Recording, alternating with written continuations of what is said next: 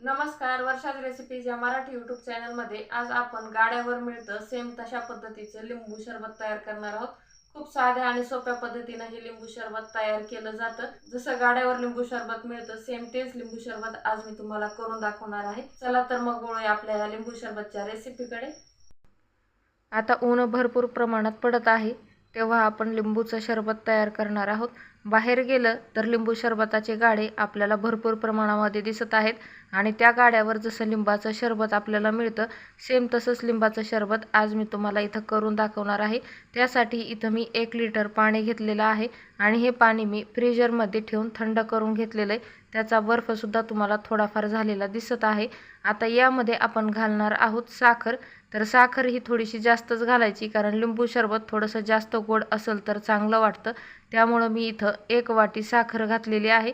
थोडी थोडी करून आपल्याला ही साखर घालून घ्यायची। इथं मी पिठी साखर वापरलेली आहे, कारण लिंबू सरबत झटपट तयार होतं। आता यामध्ये 1 लिटर पाण्यासाठी मी 2 लिंबांचा रस वापरलेला आहे, कारण लिंबू सरबत म्हणल्यावर लिंबू थोडंसं जास्तच टाकलं पाहिजे। लिंबाचा आपल्याला पूर्ण फ्लेवर मिळाला पाहिजे। जास्तच टाकावं असं काही नाही, आपल्याला आवडत असेल तर कमी सुद्धा आपण इथं वापरू शकतो। आता हे व्यवस्थित मिसळून घेऊ। आता गाड्यावर जसं लिंबू सरबत मिळतं तसं तयार करण्यासाठी इथं मी एक सिक्रेट पदार्थ वापरलेला आहे। तो कोणता हे पाहण्यासाठी व्हिडिओला शेवटपर्यंत बघून घ्या। आता यामध्ये घातलेलं आहे चिमूटभर मीठ, यामुळे सरबताला चांगली चव येते। आणि आता आपण घालणार आहोत सिक्रेट पदार्थ, तो म्हणजे जलजिरा पावडर। तर बहुतेक ठिकाणी म्हणजेच 90% गाड्यांवर किंवा 90% दुकानामध्ये हे जलजिरा पावडर टाकूनच आपल्याला लिंबू सरबत दिलं जातं। पण आपण हे बाहेर पित असताना आपल्याला हे माहीत नसतं। आपल्याला वाटतं हे नेमकं काय टाकून आपल्याला हे देतात आणि हे इतकं छान लागतंय, आपल्याला असं घरी तयार करता येईल का?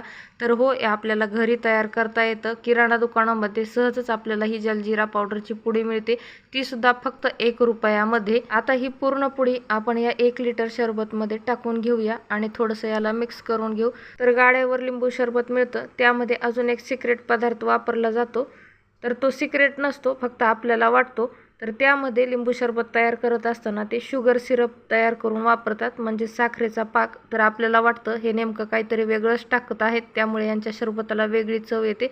तर असं काही नाही, एकदम साधा आणि सोपा आपण पिठी साखर तयार करून लिंबू सरबत तयार करू शकतो, किंवा साधी सुद्धा साखर इथं आपण वापरू शकतो, पण थोडासा जास्त वेळ लागतो। त्यामुळे पिठी साखर घालायची आणि झटपट अशा पद्धतीनं आपण लिंबू सरबत तयार करून घ्यायचं। फक्त जलजिरा पावडर हा एक सिक्रेट पदार्थ आहे, जो की ते लोक वापरतात आणि आपल्याला माहीत नसतं।